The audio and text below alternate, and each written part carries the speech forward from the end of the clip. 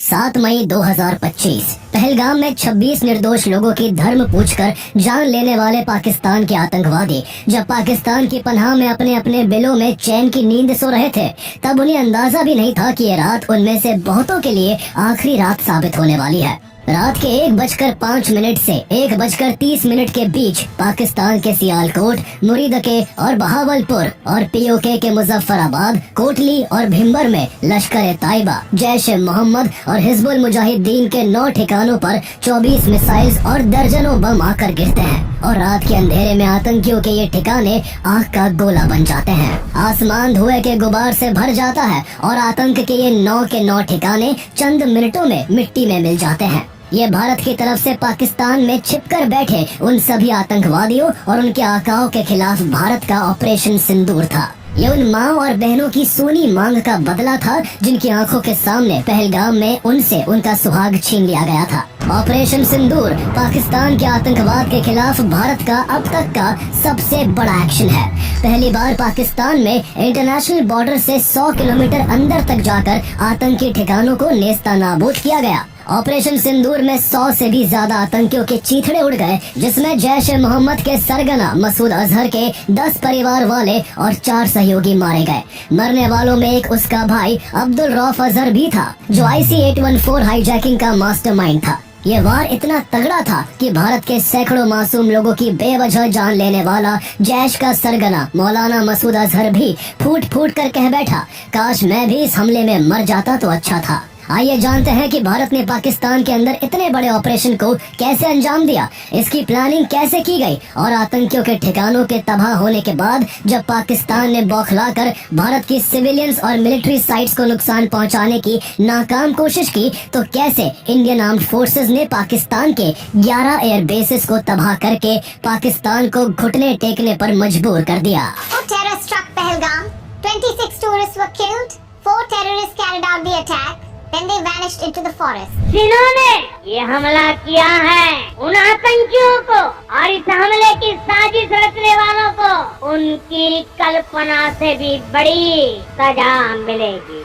India has now carried out a high precision tri-service operation targeting 9 major terrorist facilities across Pakistan and Pakistan-occupied Jammu and Kashmir. Operation Sindoor was launched by Indian Armed Forces to deliver justice to the victims of Pahalgam terror attack. Pakistani drones hovered in the night sky, ready to wreak havoc. But the Indian Army swooped in swiftly, intercepting nearly 50 drones and assuring citizens that no attack on their motherland would succeed. The Indian Armed Forces targeted the air defense radars. The air defense system at Lahore has since been neutralized.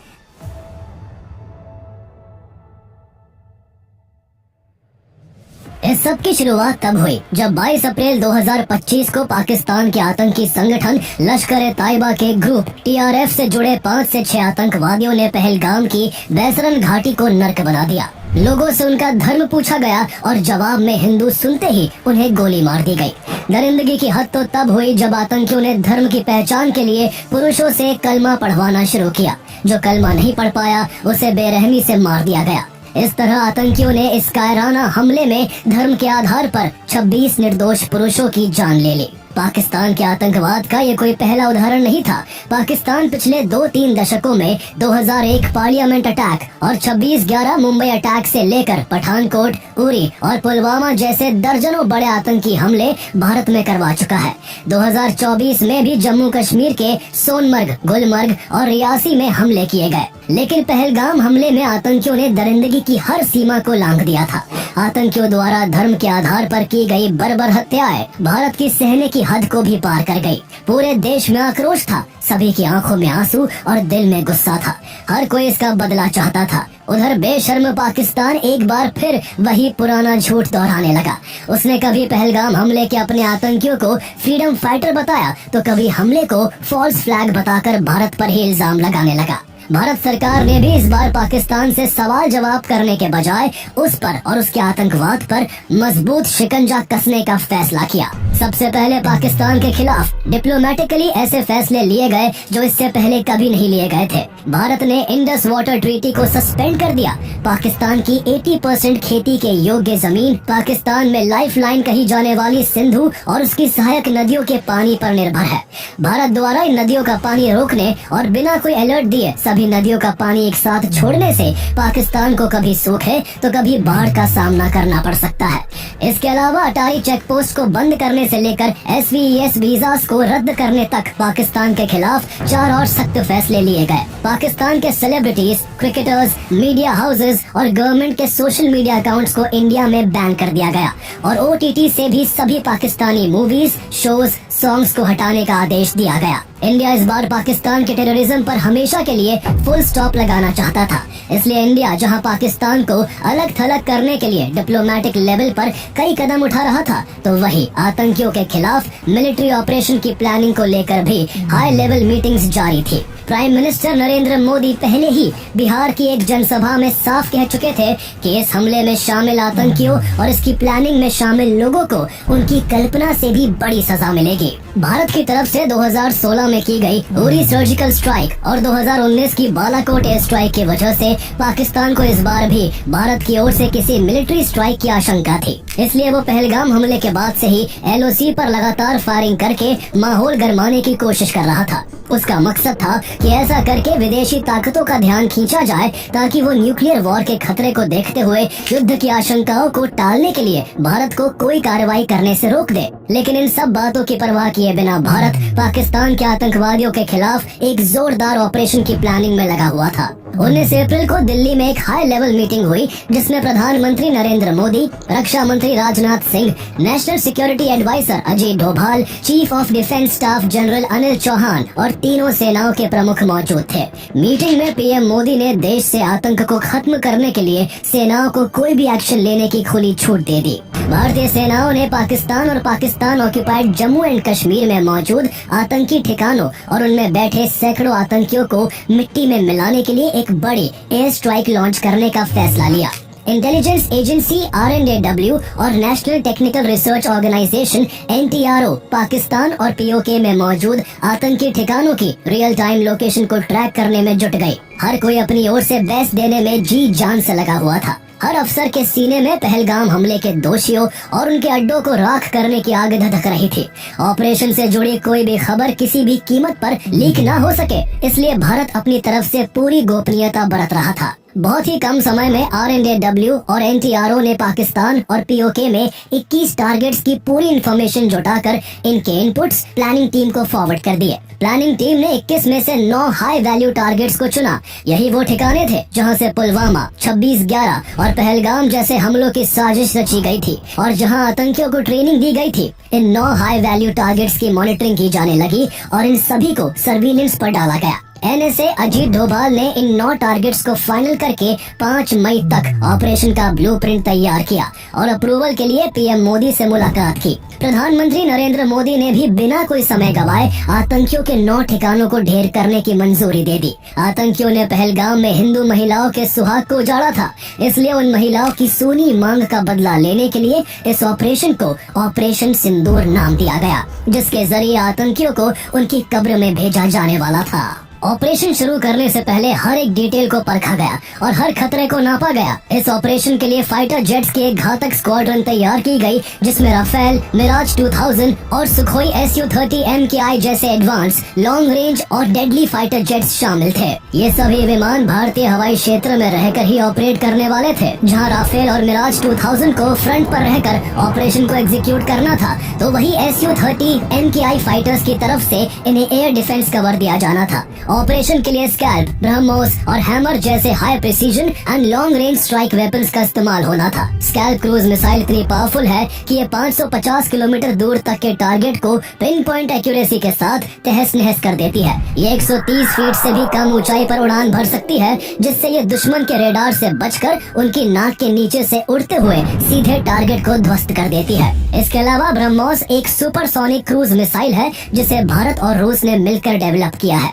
ये missile जमीन, समंदर और हवा हर जगह से दागी जा सकती है। इसकी स्पीड साउंड की रफ्तार से भी 3 गुना तेज होती है और ये 500 किलोमीटर से भी ज्यादा की रेंज के साथ अपने टारगेट को बेहद सटीकता से तबाह कर सकती है। वहीं फ्रेंच टेक्नोलॉजी वाला हैमर बम 250 से 1000 किलो तक का पेलोड लेकर बिना जीपीएस सिग्नल के भी करीब 70 किलोमीटर दूर के टारगेट को पूरी तरह तबाह कर सकता है। इसके अलावा ऑपरेशन में स्पाइस 2000 बॉम्ब्स का भी इस्तेमाल होना था। साथ ही कामिकाजे ड्रोन्स भी इस ऑपरेशन में एक अहम भूमिका निभा रहे थे। मिशन से पहले ये ड्रोन्स दुश्मन की सीमा में घुसकर रियल टाइम सर्विलेंस कर रहे थे, जिससे ऑपरेशन टीम को तुरंत एक्यूरेट इनपुट्स मिल सके और ऑपरेशन को बिना किसी चूक के अंजाम दिया जा सके। इंडिया ने ऑपरेशन के लिए जिन 9 हाई वैल्यू टेररिस्ट टारगेट्स को चुना था, उनमें से 5 टारगेट्स पीओके में एलओसी से महज कुछ किलोमीटर की दूरी पर मौजूद थे, जबकि 4 टारगेट्स पाकिस्तान के भीतर इंटरनेशनल बॉर्डर से 6 किलोमीटर से लेकर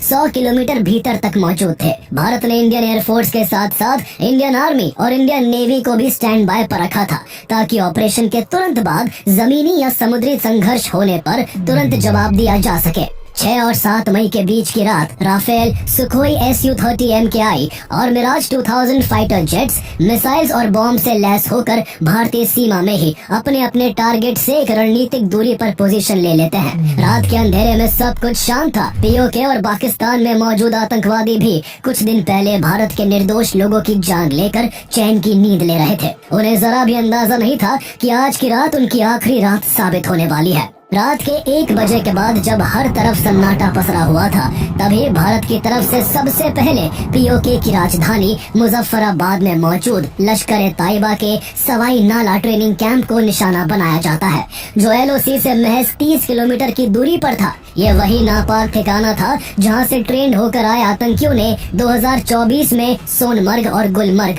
और 22 अप्रैल 2025 को पहलगाम में भारत के लोगों की जान ली थी। सर्विलेंस ड्रोन से ग्रीन सिग्नल मिलते ही इंडियन फाइटर जेट्स ने मिसाइल और बम बरसाने शुरू कर दिए, जिनसे लश्कर के सवाई नाला कैंप की इमारतें पल भर में आग का गोला बन गई। चारों दिशाएं बहुत जोरदार आवाजों से गूंज उठी और आसमान काले धुएं से भर गया। मिसाइल की चपेट में आकर कई आतंकी वही ढेर हो गए और जो बचे वो भी ढहती हुई इमारत के मलबे के नीचे दबकर दफन हो गए। इसके बाद अगला टारगेट पीओके के मुजफ्फराबाद में ही एलओसी से लगभग 15 किलोमीटर दूर जैश-ए-मोहम्मद का सैयदना बिलाल कैंप था। ये जैश का स्टेइंग एरिया था, जहां नए रिक्रूट लड़कों को हथियार चलाने, विस्फोटक बनाने और फिदायीन हमले करना सिखाया जाता था। तीसरा टारगेट एलओसी से करीब 30 किलोमीटर दूर पीओके के कोतली में लश्कर-ए-तैयबा का गुलपुर कैंप था, जहां से ट्रेंड हुए आतंकियों ने अप्रैल 2023 और जून 2024 में पूंछ में तीर्थ यात्रियों से भरी बसों पर हमला करके निर्दोष श्रद्धालुओं की जान ली थी। सर्विलेंस ड्रोन्स और इंटेलिजेंस से इन दोनों ठिकानों की क्लियरेंस मिलने के बाद दोनों टारगेट्स पर धावा बोल दिया गया। गुलपुर कैंप और सैयदना बिलाल कैंप पर मिसाइलों और बमों की बारिश होने लगी। हमले इतने तेज, सटीक और घातक थे कि कई आतंकी नींद में ही मौत के घाट उतर गए और कुछ आतंकी बचकर भागने से पहले ही ढेर हो गए। बिल्डिंग्स ताश के पत्तों की तरह ढह गई और कैंप्स में जमा घातक हथियार और विस्फोटक भी वही भस्म हो गए, जिसकी चपेट में आकर बाकी आतंकी भी मारे गए। प्रधानमंत्री नरेंद्र मोदी इस दौरान लगातार एनएसए अजीत डोभाल के संपर्क में थे और ऑपरेशन की हर जानकारी ले रहे थे। इस बीच भारतीय फाइटर जेट्स का अगला निशाना पीओके के भिम्बर में मौजूद लश्कर-ए-तैयबा का बरनाला कैंप और कोतली में जैश-ए-मोहम्मद का अब्बास कैंप था। जहां बरनाला कैंप में लश्कर अपने आतंकियों को हथियार चलाने, आईईडी बनाने और जंगल में सरवाइव करने की ट्रेनिंग देता था, तो वही 15 टेररिस्ट की कैपेसिटी वाले अब्बास कैंप में जैश-ए-मोहम्मद के फिदायीन तैयार किए जाते थे। जैसे ही क्लियरेंस मिला, एक के बाद एक कई मिसाइलें आकाश से बरसने लगी और इन दोनों आतंक के अड्डों को मिट्टी में मिला दिया गया। भयानक धमाकों से पूरी बिल्डिंगें ढह गई, हथियारों के जखीरे उड़ गए और ज्यादातर आतंकी वही मारे गए। जिस वक्त पीओके के इन 5 आतंकी ठिकानों को मिट्टी में मिलाया जा रहा था, उसी दौरान भारत के फाइटर जेट्स भारतीय हवाई सीमा में रहते हुए पाकिस्तान के अंदर भी जैश-ए-मोहम्मद, लश्कर-ए-तैयबा और हिजबुल मुजाहिदीन के ठिकानों को ढेर करने में लगे हुए थे। पाकिस्तान में भारत का पहला टारगेट सियालकोट में मौजूद जैश-ए-मोहम्मद का सरजल कैंप था, जहां मार्च 2025 में जम्मू कश्मीर में 4 भारतीय जवानों की हत्या में शामिल आतंकियों को तैयार किया गया था। इसके अलावा सियालकोट के ही अंदर हिजबुल मुजाहिदीन का महमूना जोया कैंप था, जहां से पठानकोट एयरबेस अटैक की साजिश रची गई थी। इंडियन एयर स्पेस में मौजूद फाइटर जेट्स ने सियालकोट के इन दोनों आतंकी ठिकानों पर मिसाइल्स और बॉम्ब्स दाग दिए, जो तय टारगेट पर जाकर ऐसे फटे कि कुछ ही पलों में दोनों कैंप्स मलबे में तब्दील हो गए। वहाँ की हर ईंट, हर दीवार जो कभी आतंक की पनाहगाह हुआ करती थी, अब राख बन चुकी थी। इन ठिकानों के साथ वो जहरीले इरादे, वो साजिशें और वो सोच भी दफन हो गई जो भारत के खिलाफ जहर उगलती थी। सियालकोट में तबाही मचाने के बाद भारतीय फाइटर जेट्स ने बॉर्डर से 18 से 25 किलोमीटर दूर मुरीदके में मौजूद लश्कर ताइबा के मरकज ताइबा कैंप को निशाना बनाया। ये वही आतंकी अड्डा था जहां 1990 से आतंक की जड़ें पनप रही थी। यहीं पर 2008 के मुंबई 26/11 हमले के लिए अजमल कसाब और उसके 9 साथियों को ट्रेनिंग दी गई थी और 26/11 के कॉन्स्पिरेटर डेविड हेडली और तहव्वुर राणा को भी यही तैयार किया गया था। जब इस ठिकाने के कोऑर्डिनेट्स ऑपरेशन से जुड़े जवानों के सामने आई तो उनके सीने में सालों से दबी आग धधक उठी। ये सिर्फ एक टारगेट नहीं था, बल्कि इंसानियत के खूनियों का आशियाना था जिसने पूरे देश को हिला कर रख दिया था। इसलिए बिना एक पल गवाए आसमान में गरजती मिसाइलों और बमों ने पाकिस्तान डिफेंस सिस्टम के रेडार से बचते हुए मरकज ताइबा कैंप पर ऐसा जोरदार प्रहार किया कि वहाँ की जमीन कांप उठी, आसमान गूंज उठा और कुछ ही पलों में मरकज ताइबा का आतंक का किला ध्वस्त हो गया। भारत पाकिस्तान की सरपरस्ती में पल रहे 8 आतंकी ठिकानों का नामो निशान मिटा चुका था, लेकिन एक ऐसा अड्डा अभी भी बाकी था जो जैश ए मोहम्मद का सबसे बड़ा गढ़ था। ये आतंकी ठिकाना बॉर्डर से करीब 100 किलोमीटर दूर पाकिस्तान के पंजाब प्रांत के बहावलपुर में मौजूद जैश ए मोहम्मद का हेडक्वार्टर मरकज सुभान अल्लाह था। ये वही जगह थी जहां जैश का मुखिया मौलाना मसूद अजहर पैदा हुआ था और उसने यहीं से अपने टेररिस्ट ऑर्गेनाइजेशन जैश ए मोहम्मद की नींव रखी थी। इसी अड्डे से 2001 पार्लियामेंट अटैक, जम्मू कश्मीर के विधानसभा पर हमला, 2016 पठानकोट एयरबेस अटैक और 2019 में हुए पुलवामा हमले की साजिश रची गई थी। इन हमलों में मारे गए लोगों को सच्ची श्रद्धांजलि देने के लिए आतंक के इस अड्डे पर भारत की ओर से ब्रह्मोस मिसाइल को छोड़ा जाता है। कुछ ही मिनटों में जैश के हेडक्वार्टर की इमारतें मलबे में तब्दील हो गई और मौलाना मसूद अजहर के कई रिश्तेदार और टॉप कमांडर इस हमले में मारे गए। रात 1:05 पर शुरू हुए इस ऑपरेशन ने केवल 25 मिनट में आतंक के 9 ठिकानों को ढेर कर दिया, जिसमें 100 से भी ज्यादा आतंकी मारे गए। जहां इस ऑपरेशन में जैश के सरगना मसूद अजहर का भाई और इंडियन एयरलाइंस IC-814 की हाईजैकिंग का मास्टरमाइंड अब्दुल रऊफ अजहर मारा गया, तो वहीं उसके 2 ब्रदर इन लॉ और जैश के टॉप कमांडर मोहम्मद यूसुफ अजहर उर्फ उस्ताद जी और हफीज मोहम्मद जमील, ये दोनों भी मारे गए। इसके अलावा लश्कर के भी 2 बड़े कमांडर खालिद और मुदस्सर खादियान खास भी ढेर हो गए। भारत के इस ऑपरेशन सिंदूर से जैश के सरगना मसूद अजहर का इतना बुरा हाल था कि जब इस हमले में उसके 10 रिश्तेदार और 4 करीबी मारे गए तो उसे इतनी चोट पहुंची कि उसे ये कहना पड़ा कि काश इस हमले में मैं भी इन लोगों के साथ मारा जाता। खास बात ये थी कि भारत के इस ऑपरेशन से करीब 3 घंटे पहले पाकिस्तानी एयरफोर्स ने भारत का मजाक उड़ाने के लहजे में अपनी आवाम के लिए एक्स पर एक पोस्ट किया था, sleep tight because PAF is awake. इसके 3 घंटे बाद ही भारत ने पाकिस्तान के आतंकी ठिकानों को राख करके पाकिस्तान को सच में जगा दिया। ऑपरेशन सिंदूर की सफलता के कुछ घंटे बाद 7 मई की दोपहर भारत सरकार ने एक प्रेस कॉन्फ्रेंस की। मंच पर फॉरेन सेक्रेटरी विक्रम मिश्री, इंडियन एयरफोर्स की विंग कमांडर व्योमिका सिंह और इंडियन आर्मी की कर्नल सोफिया कुरैशी थी। ये कोई आम प्रेस कॉन्फ्रेंस नहीं थी, ये एक सिंबॉलिक जवाब था उन आतंकियों को जिन्होंने पहलगाम में पुरुषों को उनका धर्म पूछकर चुन चुन कर मारा था और उनकी पत्नियों, बहनों, माओ से कहा गया था कि जाकर अपनी सरकार को बता देना कि हमने क्या किया है। उसका जवाब देने के लिए ही कर्नल सोफिया और विंग कमांडर व्योमिका इस प्रेस कॉन्फ्रेंस में आई थी। एक मुस्लिम और एक हिंदू महिला कमांडर को साथ खड़ा करके भारत ने पाकिस्तानी सेना प्रमुख आसिम मुनीर की उस कट्टर सोच के मुंह पर तमाचा जड़ दिया था जो 2 नेशन थ्योरी के चलते हिंदुस्तान में कौमी बंटवारा चाहता है। कर्नल सोफिया और विंग कमांडर व्योमिका ने लाइव फुटेजेस के साथ बताया कि भारत ने ऑपरेशन सिंदूर के जरिए POK में 5 और पाकिस्तान में 4 आतंकवादी ठिकानों को निशाना बनाकर पूरी तरह नष्ट कर दिया है। प्रेस कॉन्फ्रेंस में ये भी साफ किया गया कि भारत ने केवल आतंकी ठिकानों को ढेर किया है और इस ऑपरेशन में किसी भी पाकिस्तानी मिलिट्री इंस्टॉलेशन को निशाना नहीं बनाया गया। लेकिन अगर फिर भी पाकिस्तान कोई जवाबी कार्रवाई करता है तो भारतीय सेनाएं उसको मुंह तोड़ जवाब देने के लिए तैयार है। ऑपरेशन के तुरंत बाद external affairs minister S Jaishankar और national security adviser Ajit Doval ने अमेरिका, ब्रिटेन, रूस, सऊदी अरब और यूएई समेत कई देशों के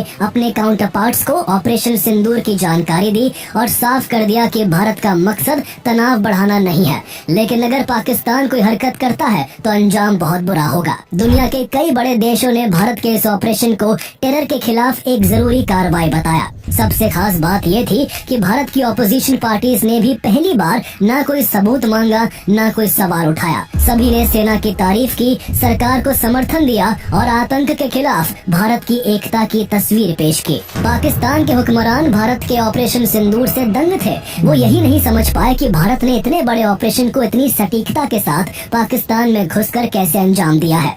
उसके 9 आतंकी अड्डे ध्वस्त हो चुके थे और उनके मलबे की तस्वीरें सोशल मीडिया पर वायरल थी। पाकिस्तान अब इस हमले को झुठला नहीं सकता था, लेकिन उसने खुद को विक्टिम दिखाने का वही पुराना ड्रामा फिर शुरू कर दिया। पाकिस्तान के इंफॉर्मेशन मिनिस्टर अताउल्लाह तरार ने एक foreign media channel sky news को इंटरव्यू दिया और कहा, पाकिस्तान तो मासूम देश है और यहाँ कोई आतंकी कैंप नहीं है, बल्कि हम खुद आतंकवाद के शिकार है। लेकिन न्यूज एंकर यल्दा हकीम ने उसी इंटरव्यू में उनकी पोल खोल कर रख दी। एंकर ने उन्हें पाकिस्तान के ही नेताओं के पुराने बयान याद दिलाए जब पूर्व राष्ट्रपति परवेज मुशर्रफ, पूर्व प्रधानमंत्री बेनजीर भुट्टो और मौजूदा मंत्री ख्वाजा आसिफ ने खुले मंचों पर स्वीकार किया था कि पाकिस्तान दशकों से आतंकी संगठनों को पालता रहा है। When you say there are no terrorist camps in Pakistan, that is going against what General Pervez Musharraf has said, what Benazir Bhutto has said, what your defense minister said just a week ago. Anchor ने ये भी याद दिलाया कि America ने पाकिस्तान को बिना बताए ओसामा बिन लादेन को पाकिस्तान में घुसकर मारा था, क्योंकि अमेरिका को पाकिस्तान पर भरोसा नहीं था। इन सब सच बातों को सुनकर पाकिस्तान के सूचना मंत्री के चेहरे की हवाइयां उड़ गई। पाकिस्तान किस हद तक आतंकवाद के साथ जुड़ा हुआ है, ये एक बार फिर दुनिया ने तब देखा जब 7 मई को ऑपरेशन सिंदूर में मारे गए आतंकवादियों के जनाजे में लश्कर ताइबा के आतंकी और पाकिस्तान आर्मी के जवान एक साथ दिखाई दिए। उन आतंकियों की लाशों को पाकिस्तानी झंडे में लपेटा गया था। ये तस्वीरें दुनिया भर में फैल गई और पूरी दुनिया ने देख लिया कि पाकिस्तान टेरर को कितना खुलकर सपोर्ट करता है। लेकिन पाकिस्तान का ये रूप देखने के बावजूद 9 मई 2025 को इंटरनेशनल मॉनेटरी फंड IMF ने पाकिस्तान को $2 बिलियन से भी ज्यादा का नया लोन दे दिया, ये जानते हुए भी कि पाकिस्तान कर्ज के पैसे का भी इस्तेमाल अपनी तरक्की में नहीं बल्कि भारत में आतंकवाद फैलाने के लिए करता है। इससे ये साफ होता है कि दुनिया में कुछ संस्थान ऐसे भी हैं जो दुनिया से आतंकवाद खत्म करने की बात तो करते हैं, लेकिन उसके खिलाफ कोई एक्शन नहीं लेते। आतंकियों की मौत का मातम मनाने वाला पाकिस्तान ऑपरेशन सिंदूर के बाद भी अपना दोगलापन दिखाने से बाज नहीं आया। पाकिस्तान के रक्षा मंत्री ख्वाजा आसिफ ने मीडिया संस्थान ब्लूमबर्ग से बात करते हुए कहा कि अगर भारत हमले रोक दे तो हम कोई जवाबी हमला नहीं करेंगे।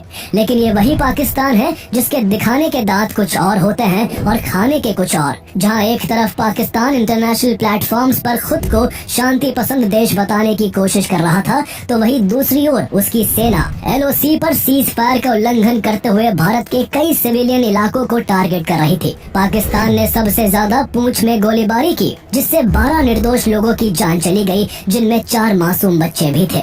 इसके अलावा भारतीय सेना के लांस नायक दिनेश कुमार भी इसमें शहीद हो गए। लेकिन पाकिस्तान यही नहीं रुका, बल्कि उसने भारत के खिलाफ एक बड़े सैन्य हमले की कोशिश की। 7 और 8 मई की रात के बीच पाकिस्तान ने जम्मू एंड कश्मीर, पंजाब और गुजरात के 15 शहरों में मौजूद Indian military installations, civilian areas और रिलीजियस प्लेसेस को ड्रोन और मिसाइल्स के जरिए निशाना बनाने की कोशिश की। लेकिन इंडिया पहले से ही पाकिस्तान के नापाक इरादों से सतर्क था। जैसे ही ये ड्रोन और मिसाइल भारतीय हवाई क्षेत्र में दाखिल हुए, भारत के multi layered air defence network ने उन्हें हवा में ही तिनके की तरह बिखेर के रख दिया। भारत का ये सिस्टम, जिसमें रूस से खरीदा गया S-400, इजरायली बैरक 8 और स्वदेशी आकाश एयर डिफेंस सिस्टम शामिल है, दुश्मन की हर हरकत पर चौकस था। S-400, जिसे भारत का सुदर्शन चक्र कहा जाता है, वो 600 किलोमीटर दूर से दुश्मन की मिसाइल को ट्रैक कर सकता है और 400 किलोमीटर के भीतर उसे हवा में ही तबाह कर सकता है। स्वदेशी आकाश एयर डिफेंस सिस्टम ने भी पाकिस्तान के ड्रोन और मिसाइल को ध्वस्त कर भारत की सुरक्षा में अहम भूमिका निभाई। पाकिस्तान की नापाक हरकत का भारत ने 8 मई की दोपहर ऐसा जवाब दिया कि लाहौर और सियालकोट से लेकर इस्लामाबाद तक धमाकों की गूंज सुनाई दी। भारत ने हार्पी ड्रोन से पाकिस्तान के कई एयर डिफेंस रडार और सिस्टम्स को टारगेट किया। इजराइल से लिए गए ये harpy drone anti radiation Sikar से लैस होते हैं, जो दुश्मन के रेडार सिग्नल को पकड़कर खुद ब खुद उस पर हमला कर देते हैं। ये ड्रोन 9 घंटे तक हवा में उड़ सकते हैं और global navigation satellite systems GNSS के काम न करने पर भी हमले को अंजाम दे सकते हैं। भारत ने इसी तकनीक से लाहौर में मौजूद चीन से खरीदे गए पाकिस्तान के HQ-9 एयर डिफेंस सिस्टम को तबाह कर दिया। ये पाकिस्तान के लिए एक बड़ा झटका था, लेकिन इससे भी ज्यादा शर्मनाक पाकिस्तान के रक्षा मंत्री ख्वाजा आसिफ का जवाब था। उन्होंने कहा कि हमने भारतीय ड्रोन इसलिए इंटरसेप्ट नहीं किए क्योंकि इससे हमारी सीक्रेट लोकेशंस एक्सपोज हो सकती थी। उनके इस बचकाने तर्क ने पाकिस्तान की कमजोरी को साफ उजागर कर दिया। भारत की जवाबी कार्रवाई यही खत्म नहीं हुई। भारत ने पाकिस्तान के पंजाब प्रांत में एक पाकिस्तानी AWACS एयरक्राफ्ट को भी मार गिराया। ये वही सिस्टम होता है जिसे आसमान की आंख कहा जाता है और जो 400 किलोमीटर से ज्यादा दूर तक दुश्मन की हवाई गतिविधियों पर नजर रखता है। इसके अलावा भारत ने 8 मई को पाकिस्तान के 2 JF-17 फाइटर जेट्स और एक F-16 फाइटर जेट को भी ढेर कर दिया। बौखलाए पाकिस्तान ने 8 से 9 मई की रात करीब 300 से 400 टर्किश ड्रोन्स भारत की तरफ भेजे, जिनका मकसद भारत की सैन्य और नागरिक इमारतों को निशाना बनाना था। सबसे बड़ी बात ये थी कि पाकिस्तान अपने नागरिकों की जान को दांव पर लगाकर सिविल एयरलाइनर्स की आड़ में छिपकर भारत पर हमले कर रहा था। उसने संघर्ष के समय में भी कमर्शियल फ्लाइट्स के लिए अपने एयर स्पेस को खुला रखा हुआ था। पाकिस्तान की इस हरकत के बाद भी एक बार फिर भारत के शक्तिशाली एयर डिफेंस सिस्टम्स ने उसकी मिसाइल्स और ड्रोन्स को हवा में ही नेस्ता नाबूद कर दिया। पाकिस्तान तब भी बाज नहीं आया और उसने 9 और 10 मई के बीच की रात ऑपरेशन बुनियान उन मरसूस लॉन्च करके भारत की 26 स्ट्रेटेजिक साइट्स को टारगेट करने की नाकाम कोशिश की। पाकिस्तान ने इस बार अपनी फतह जैसी लॉन्ग रेंज मिसाइल्स का भी इस्तेमाल किया, हालांकि केवल 1-2 जगह पर हुए नुकसान को छोड़कर इंडियन एयर डिफेंस सिस्टम्स ने इन हमलों को भी नाकाम कर दिया। चूँकि पाकिस्तान के सारे वार नाकाम हो रहे थे, इसलिए उसने भारत के खिलाफ फेक प्रोपेगेंडा भी शुरू कर दिया था। वहाँ की आर्मी और सरकार पहले ही एक झूठा दावा कर चुकी थी कि पाकिस्तान ने राफेल समेत भारत के 5 फाइटर जेट्स मार गिराए हैं। 5 Indian aircrafts, including 3 Rafale, 1 Su-30 and 1 MiG-29 have been shot down. जब इसको लेकर पाकिस्तान के डिफेंस मिनिस्टर ख्वाजा आसिफ से एक फॉरेन चैनल पर एविडेंसेस मांगे गए तो उन्होंने कहा कि इसके सबूत सोशल मीडिया पर है। एंकर ने तुरंत जवाब दिया, It's not to talk about content all over social media. I'm sorry. I'm asking you very specifically. लेकिन सिर्फ डिफेंस मिनिस्टर ही नहीं, पाकिस्तान के प्रधानमंत्री, आर्मी और वहाँ के मीडिया हाउस सभी ने झूठ का एक समंदर बहा दिया। कभी दावा किया गया कि पाकिस्तान की तरफ से साइबर अटैक में भारत की 70% इलेक्ट्रिसिटी ग्रिड को डिसफंक्शनल कर दिया गया है, तो कभी कहा गया कि पाकिस्तान ने भारत का S-400 सिस्टम मिसाइल से उड़ा दिया है। हैरानी की बात यह है कि इन फर्जी खबरों का सिलसिला सिर्फ पाकिस्तान तक ही सीमित नहीं रहा, बल्कि भारत के कुछ मीडिया संस्थानों ने भी फर्जी खबरों का अंबार लगा दिया। ऐसे दावे किए गए जो फैक्चुअली सही नहीं थे। फेक न्यूज के इस बहती नदी में चीन और कुछ वेस्टर्न देशों के मीडिया हाउसेस ने भी अपने वेस्टेड इंटरेस्ट के लिए हाथ धोते हुए भारत के खिलाफ फेक प्रोपेगेंडा फैलाने का काम किया।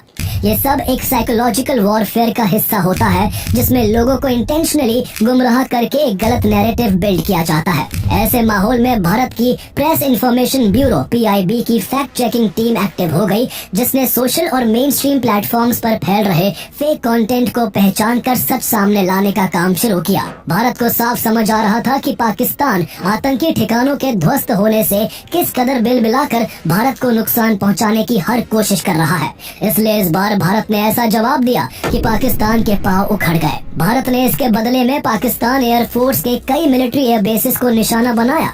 भारत ने 8 मई से 10 मई के बीच पाकिस्तान के 11 मिलिट्री एयर बेस को तबाह करके रख दिया। भारत ने जिन एयरबेस को टारगेट किया उनमें नूर खान, रफीकी, मुरीद, सुक्कुर, सियालकोट, पसरूर, चुनियन, सरगोधा, स्कार्दू, भोलारी और जैकोबाबाद जैसे अहम एयरबेस शामिल थे। ये सभी जगहें पाकिस्तान की ऑपरेशनल प्लानिंग के लिए बेहद अहम थी। कहीं से ड्रोन वॉरफेयर कमांड चलता था तो कहीं एयर डिफेंस सिस्टम्स और फाइटर जेट्स की तैनाती होती थी। इनमें सबसे ज्यादा अहम रावलपिंडी में मौजूद नूर खान एयरबेस था, जो पाकिस्तान की एयर मोबिलिटी कमांड का नर्व सेंटर है, जहां से उनके सब एरियाई airborne warning systems, C-130 transport aircraft और IL-78 एयर टैंकर्स ऑपरेट किए जाते हैं। सबसे जरूरी बात यह है कि नूर खान एयरबेस पाकिस्तान के स्ट्रेटेजिक प्लान्स डिवीजन के हेडक्वार्टर्स के बेहद करीब मौजूद है और यही डिवीजन पाकिस्तान के करीब 170 न्यूक्लियर वेपन्स की देखरेख करता है। पाकिस्तान को सबसे बड़ा झटका भोलारी एयरबेस पर हुए हमले में लगा, जहां स्क्वाड्रन लीडर उस्मान यूसुफ समेत दर्जनों पाकिस्तानी जवान मारे गए और कई फाइटर जेट्स पूरी तरह तबाह हो गए। इंडियन एयरफोर्स ने कराची के पास मौजूद मिलिट्री साइट्स को भी टारगेट किया, जिसमें सबसे अहम हमला कराची के मलीर कैंट पर हुआ, जहां पाकिस्तान की एक surface to air missile site को प्रिसीजन स्ट्राइक के जरिए तबाह किया गया। भारत ने इस जवाबी कार्रवाई के लिए ब्रह्मोस क्रूज मिसाइल्स का इस्तेमाल किया था, जिसके जरिए भारत ने पाकिस्तान के एयर बेसिस को निशाना बनाकर पाकिस्तान की एयरफोर्स के करीब 20% इंफ्रास्ट्रक्चर तबाह कर दिया था। इंडिया ने उन पाकिस्तानी पोस्ट और लॉन्च पैड्स को भी निशाना बनाया, जहां से भारत की ओर ड्रोन्स और मिसाइल्स छोड़े जा रहे थे। सिर्फ 3 से 4 दिनों के भीतर ही पाकिस्तान का पूरा डिफेंस इंफ्रास्ट्रक्चर एक्सपोज हो चुका था। भारत के एनकाउंटर अटैक्स ने पाकिस्तान की सैन्य ताकत की पोल खोल कर रख दी थी। ऐसे में जहां माहौल फुल फ्लेज्ड वॉर की ओर बढ़ता नजर आ रहा था, तभी उसी मोड़ पर अपने डिफेंस इंफ्रास्ट्रक्चर को चरमराते देख पाकिस्तान को भारत से मिली अतीत की हारें याद आने लगी। दोनों देशों के बीच आखिरी जंग आज से करीब 26 साल पहले 1999 में लड़ी गई थी। कारगिल के लिए लड़ी गई ये लड़ाई पाकिस्तान के घुसपैठ के बाद शुरू हुई थी, जिसमें भारत की सेना ने करीब 2 महीने के भीतर पाकिस्तानी सेना को उल्टे पांव लौटने पर मजबूर कर दिया था। उससे पहले 1971 का युद्ध हुआ था, जिसमें पाकिस्तान को उसके इतिहास की सबसे शर्मनाक हार मिली थी। इस जंग में सिर्फ 13 दिनों के अंदर पाकिस्तान के 93,000 सैनिकों को भारत के आगे सरेंडर करना पड़ा था और उसे इस जंग की कीमत अपना आधा देश गंवाकर चुकानी पड़ी थी, जिसे आज बांग्लादेश के नाम से जाना जाता है। इसके अलावा भारत ने 1965 और 1947-48 की लड़ाई में भी पाकिस्तान को करारी शिकस्त दी थी और ये सब तब हुआ था जब भारत की इकोनॉमिक हालत कुछ खास नहीं थी। लेकिन आज भारत दुनिया की 4th लार्जेस्ट इकोनॉमी है और 2027-2028 तक दुनिया की 3rd लार्जेस्ट इकोनॉमी बन जाएगा। उधर पाकिस्तान आज भी IMF और चाइना के कर्ज पर जी रहा है। सैन्य ताकतों में भी भारत पाकिस्तान से हर मामले में आगे है, चाहे सैनिकों की संख्या हो या हथियारों की तकनीक। भारत हर मोर्चे पर पाकिस्तान से कहीं आगे खड़ा है। शायद इन्हीं सच्चाइयों ने पाकिस्तान को आईना दिखा दिया और नतीजा ये हुआ कि 10 मई को दोपहर 3:35 पर पाकिस्तान के DGMO को भारत के DGMO से सीज फायर की गुहार लगानी पड़ी। इसके बाद दोनों देशों के बीच सहमति बनी कि दोनों तरफ से सैन्य कार्रवाई रोक दी जाएगी। ध्यान देने वाली बात यह है कि भारत ने इसे कोई सीज फायर नहीं माना, बल्कि जरूरी समय तक के लिए सैन्य कार्रवाई को केवल स्थगित किया। भारत ने इसके लिए पाकिस्तान के साथ एक शर्त भी रखी कि अगर भविष्य में पाकिस्तान की ओर से कोई आतंकी हमला होता है तो इसे सीधा एक्ट ऑफ वॉर माना जाएगा और उसका जवाब युद्ध स्तर पर दिया जाएगा। इसी के साथ दोनों देशों ने आधिकारिक रूप से सैन्य कार्रवाई के स्थगित होने की घोषणा कर दी। लेकिन भारत के इस फैसले से देश भर में कई सवाल खड़े हो गए। सबसे बड़ा सवाल ये था कि जब भारत इतनी मजबूत स्थिति में था तो फिर सीज फायर क्यों माना गया। इस सवाल का एक पहलू ये भी था कि क्या इसके बाद पाकिस्तान आतंकवादी गतिविधियां रोक देगा, जबकि पूरी दुनिया जानती है कि भारत के खिलाफ पाकिस्तान का सबसे बड़ा हथियार ही आतंकवाद है। सबसे चौंकाने वाली बात ये थी कि भारत और पाकिस्तान की घोषणा से पहले सीज फायर की घोषणा अमेरिका के राष्ट्रपति डोनाल्ड ट्रंप ने अपने social media handle truth social पर एक पोस्ट डालकर की थी। ट्रंप ने इस तरह दुनिया भर में भारत और पाकिस्तान के बीच तनाव कम करवाने का क्रेडिट लेने की कोशिश की। इसी को लेकर सवाल उठने लगे कि क्या भारत ने अमेरिकी दबाव में ये फैसला लिया है। ट्रंप ने बाद में ये भी कहा कि उन्होंने भारत और पाकिस्तान को ये धमकी देकर संघर्ष रोकने के लिए मनाया था कि अगर दोनों देशों ने बात नहीं मानी तो अमेरिका उनके साथ ट्रेड करना बंद कर देगा। हालांकि इस बीच इंडियन ऑफिशियल्स की तरफ से सफाई भी आई कि ये संघर्ष भारत और पाकिस्तान की आपसी बातचीत की वजह से रुका है और इसमें किसी भी तीसरे देश का हस्तक्षेप शामिल नहीं था। पाकिस्तान की ओर से सीज फायर की पहल करने के पीछे एक और बात सामने आई। भारत ने पाकिस्तान के एयरबेसेस को टारगेट करने के दौरान जब सरगोधा एयरबेस को टारगेट किया था तब से किराना हिल्स को लेकर भी दुनिया भर में चर्चा होने लगी। सोशल मीडिया पर कई वीडियो, सैटेलाइट इमेजेस और मैप शेयर होने लगे जिनमें दावा किया गया कि पाकिस्तान के सरगोधा जिले में मौजूद किराना हिल्स पर भारत की तरफ से हमला किया गया था। किराना हिल्स को पाकिस्तान की मिनिस्ट्री ऑफ डिफेंस का एक संवेदनशील एरिया माना जाता है और ऐसा कहा जाता है कि इन पहाड़ियों के अंदर बनी रीइंफोर्स्ड केव्स में पाकिस्तानी सेना अपने न्यूक्लियर वॉरहेड्स को छुपा कर रखती है। किराना हिल्स पर हुए हमले के अनुमान से चर्चा भी तेज हो गई कि शायद भारत ने किराना हिल्स को निशाना बनाकर पाकिस्तान को एक साफ संकेत दे दिया था कि भारत के पास पाकिस्तान की हर हरकत की जानकारी है और भारत पाकिस्तान में कहीं भी स्ट्राइक करने की काबिलियत रखता है। बहुत मुमकिन है कि भारत की इसी आक्रामक जवाबी कार्रवाई से पाकिस्तान को अपने न्यूक्लियर वेपन्स के न्यूट्रलाइज होने का डर सताने लगा और वो इस संघर्ष को रोकने के लिए विदेशी ताकतों से मदद की गुहार लगाने लगा। हालांकि बाद में इस बारे में जब एयर मार्शल ए.के. भारती से एक प्रेस ब्रीफ के दौरान पूछा गया तो उन्होंने मुस्कुराते हुए एक मिस्टीरियस अंदाज में कहा, Thank you for telling us that Kirana Hill houses some nuclear installation. We did not know about it. And we've not hit Kirana Hill. Cease fire के बाद सभी को उम्मीद थी कि पाकिस्तान जो कई दिनों से भारत की तरफ मिसाइल और ड्रोन्स छोड़ रहा था वो हमले बंद हो जाएंगे, लेकिन इतिहास गवाह है कि पाकिस्तान अपनी जुबान का कभी पक्का नहीं रहा और उसने हर बार झूठ और षड्यंत्र का सहारा लिया है। पाकिस्तानी हारे तो पलट के एक बार फिर आता है, अगर जीत जाओ तो फौरन लापरवाह नहीं हो जाना।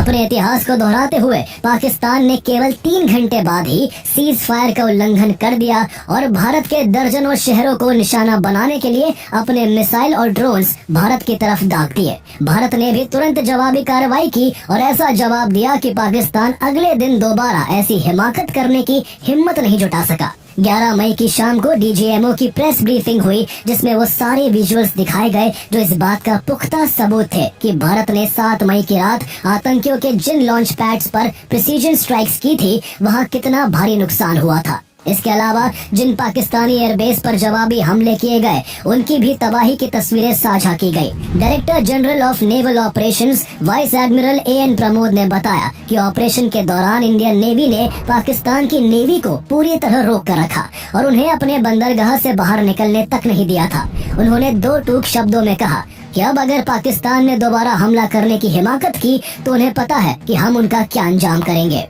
12 मई को रात 8 बजे प्रधानमंत्री नरेंद्र मोदी ने भी ऑपरेशन सिंदूर को लेकर देश को संबोधित किया। उन्होंने पहलगाम आतंकी हमले का जिक्र करते हुए कहा, हमारी बहनों का सिंदूर उजाड़ा था, इसलिए भारत ने आतंक के ये हेडक्वार्टर्स उजाड़ दिए।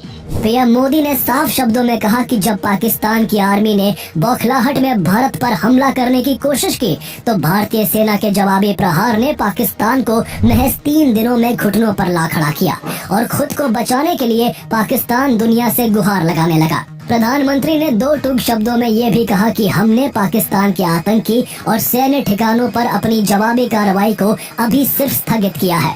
आने वाले दिनों में हम पाकिस्तान के हर कदम को इस कसौटी पर मापेंगे कि वह क्या रवैया अपनाता है। भारत कभी भी आतंक की सरपरस्त सरकार और आतंक के आकाओं को अलग अलग नहीं देखेंगे। पीएम मोदी ने पूरी दुनिया को सख्त संदेश देते हुए कहा कि भारत हर उस जगह जाकर कठोर कार्रवाई करेगा जहां से आतंक की जड़ें निकलती हैं और भारत अब कोई भी न्यूक्लियर ब्लैकमेल नहीं सहेगा। उन्होंने कहा कि टेरर और टॉक एक साथ नहीं हो सकते हैं, टेरर और ट्रेड एक साथ नहीं चल सकते। पानी और खून भी एक साथ नहीं बह सकते।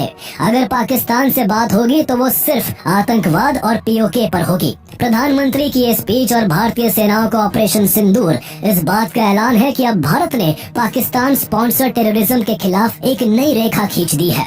अब देखने वाली बात यह होगी कि पाकिस्तान उस रेखा को समझता है या नहीं। अगर उसकी सरकार और सेना ने अब भी आतंकवाद को पालना पोसना जारी रखा तो वो दिन दूर नहीं जब यही आतंकवाद पाकिस्तान को ही खत्म कर देगा।